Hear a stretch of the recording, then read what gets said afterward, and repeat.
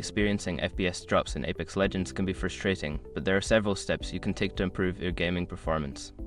Follow this guide to enhance your experience. Step 1. Check system requirements. Ensure your computer meets the minimum system requirements for Apex Legends. If your hardware is below the recommended specifications, consider upgrading your components. Step 2. Update graphics drivers. Visit the website of your graphics card manufacturer, NVIDIA, AMD, or Intel, and download the latest drivers. Keeping your drivers up to date can significantly improve game performance. Step 3. Adjust in-game settings.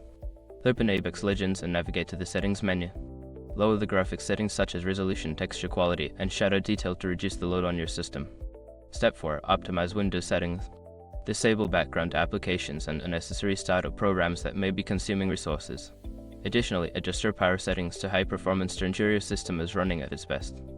Step 5. Monitor temperature and performance.